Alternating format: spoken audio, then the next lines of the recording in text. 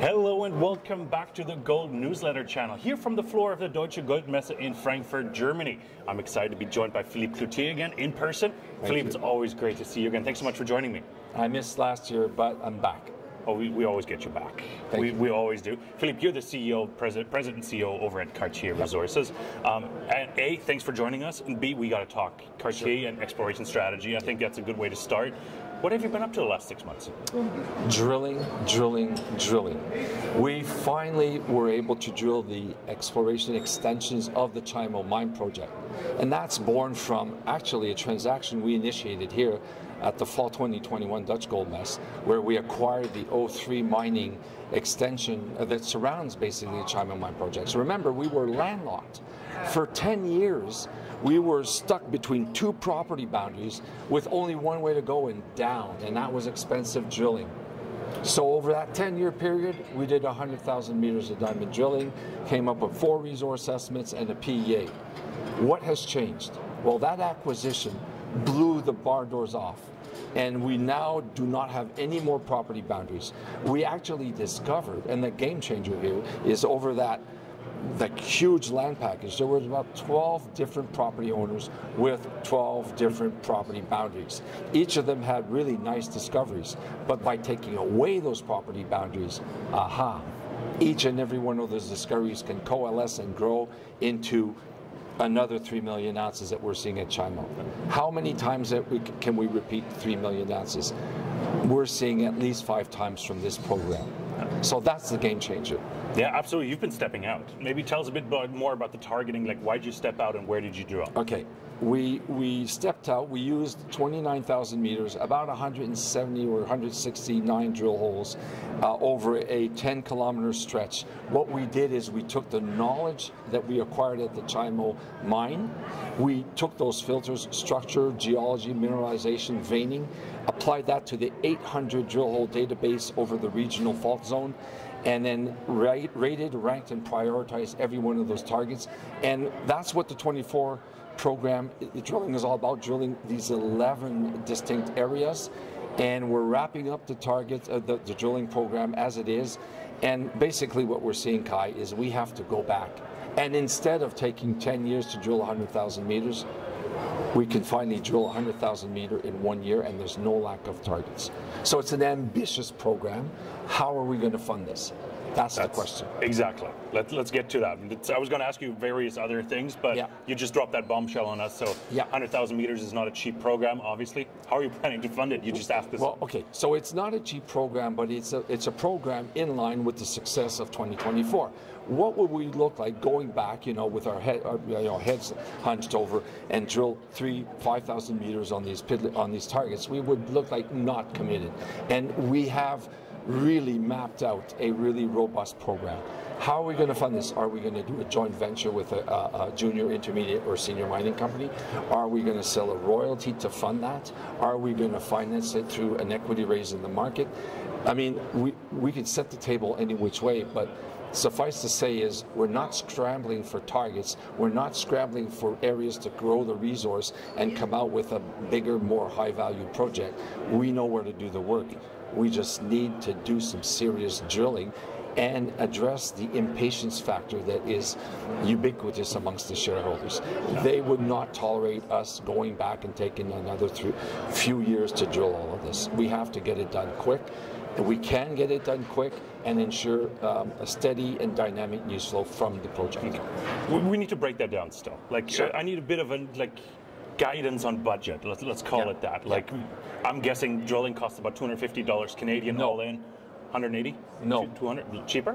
$125 all in. We're currently clocking US or Canadian, just to clarify? Canadian. We're clocking in a diamond direct cost of $90 a meter, $92 per meter, which is very good. And all in, that's including geologist salary, assaying, at core shack and everything. That slap on another $30 a meter. So it's $125 to $130 a meter all in.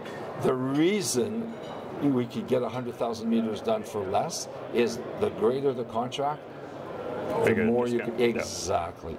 And keep in mind, this is a hub and spoke approach, not spread over 40 kilometers.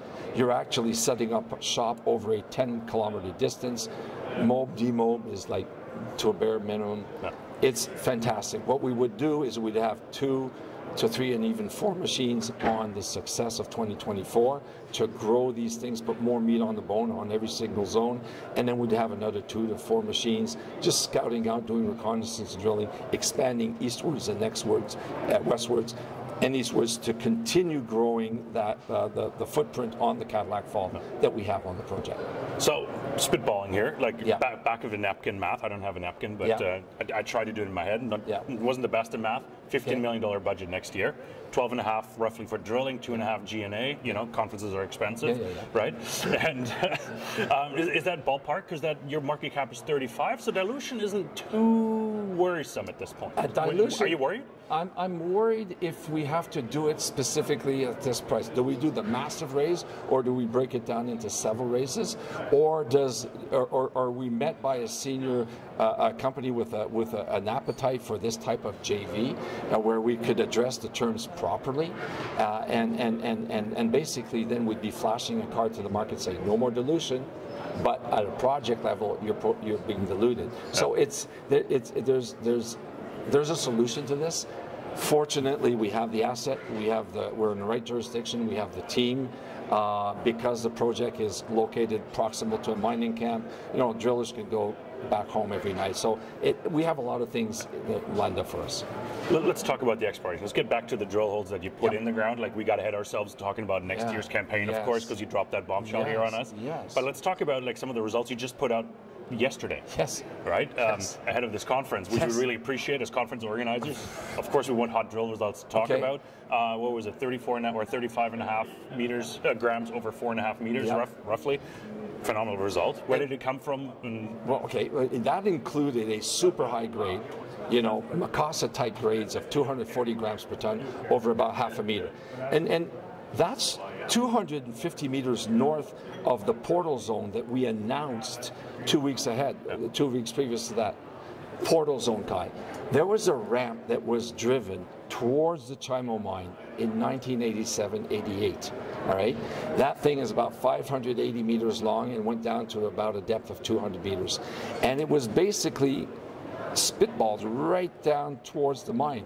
But they hadn't fully drilled all these areas. We've just discovered this zone north of the ramp.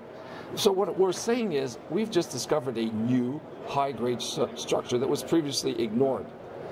We're all hoping to go back there and do the right amount of drilling to understand that system and eventually use that exploration ramp to just fast track the whole thing. Okay, so that's just one example. Yeah, how many holes are pending? Like portal zone, like you mentioned, like how much is left? Geez, maybe 20 holes. So we fully expect that when we wrap up the program in about 1 to 2 weeks' time, there's still going to be assays pending. So we'll be able to squeeze them out before Christmas, but obviously there's going to be some overflow into early next year. Gotcha. All right. We're jumping around, and I do apologize for that. I don't mind. I like that type. Let's talk a bit more 2025. 100,000 meters. Where are you going to drill? Like what? Like you mentioned, you've got a lot of targets, but I've seen junior mining companies or exploration companies die because they couldn't focus. Exactly. So what's the plan? Well, on the one hand, we've paid the price of testing our investor impatience because we've always done things steadily and you know, just doing things very slowly and not prospecting with the drill. By now, we fully understand the system. As I pointed out in 2024, it took us a year to design the program, we executed, and we were met with success. So we're just going to build on that success in the first pass, right? We're going to stick to the 8 new zones that we've discovered, and then we're also going to add infill drilling between those discoveries and expansion drilling to the east and to the west to go from a 10-kilometer footprint to a 15 and maybe even a 20-kilometer footprint on the Cadillac Fault. It will necessitate a bit of prospecting with the drill on some known features, cross-cutting faults and so on and so forth, but we're pumped to the gills. I mean, we finally can deliver to the market what it seems to want, a dynamic program with focus on high-grade mineralization on a very prospective fault, which is the Cadillac. I've known you for a number of years. Yeah. Like, And the way we're chatting right now, you have a lot of confidence that you can execute. Oh, yeah. You got the check pretty much in the bank. I think I'm getting ahead of myself, and I don't want to put you on the bad spot that you say something that you don't, but there's a lot of confidence, and I'm trying to get as much out of you as possible that you can finance, because in the previous years, financing is always a problem. Let's be honest. Well, it has always been a problem, and Kai, honestly, one of our mistakes is we overdone it with flow-through, Canadian flow-through. Now what we're looking at is saying, okay, we want serious, sophisticated investors. The more challenging part is getting the right people to come and meet us to execute this program. It would be way too easy for us to back up the truck and just fill it up with easy flow through. And that would probably not, it would get the program done, but it would probably not get the share price to where it should be to get us to reward our shareholders eventually. Makes sense. Just trying to follow up on okay, so budget, we talked about it, exploration upside is there. Cap structure, we got to talk about. Agnico is a big shareholder.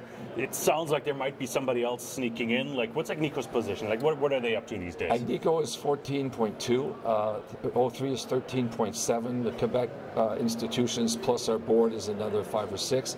I'm impressed to see that in Europe now we're clocking in at maybe 15% ownership. Nice. All right, so basically what we're looking at is keep in mind that Agnico, teams like Agnico, have in the past acquired Kirkland Lake and Yamana. So they had their own stable of about 40 or 50 strategic investments. They inherited Kirkland Lakes, they inherited Yamanas, and so they're managing all this. I don't really think Cartier is a priority for them right now because they're still going through that honeymoon period, and we have a shareholder rights agreement, and as long as we don't test that 10% where it menaces or threatens their rights to top up, I don't expect them to be very aggressive, and neither do O3. We have our work to do, they have their work to do, and so we're going to focus on what we can control, which is addressing the success of our 2024 program going into 2025. We need to find the best solution to get it done. That's all I'm saying, and I know I'm putting you on the spot. Yeah, it's a bit unfair. It's okay. So no, fantastic. Philippe, let me try to put a timeline around it. I know you haven't announced officially the 100,000 meter program. In the press release, you've announced it now in the presentation and here at the conference, so that's all public knowledge, obviously. Yeah. But what are some of the next catalysts? Exploration update, I'm assuming? Exploration update in December, plus additional drill results, more drill results early January stemming from the 2024 program. Our board and our team are meeting to map out the details of 2025, which will be communicated. By then, I hope I will have found a solution to bankroll what we're going to do, and it's basically an invitation to anybody listening to this interview saying, "Oh, I want a part of that action." If you do, just give me a call. Yeah. But I'm every time I've said we're going to do something, our team pulls through and we deliver, and I'm very confident we'll deliver once again. Fantastic. Philippe, thank you so much for joining us here in Frankfurt. Really appreciate it. It's good to see you, my friend. Yes. And to everybody else, thank you so much for tuning in here to the Gold Newsletter channel. I'm hugely biased because I own stock in the company, so take everything we discussed with a grain of salt, obviously. And Philippe is a paying exhibitor here at the conference, and we're biased. So just wanted to let you know that. If you did enjoy the conversation, leave a comment down below, subscribe to the channel, and we'll be back with lots more here from Frankfurt. Thank you so much.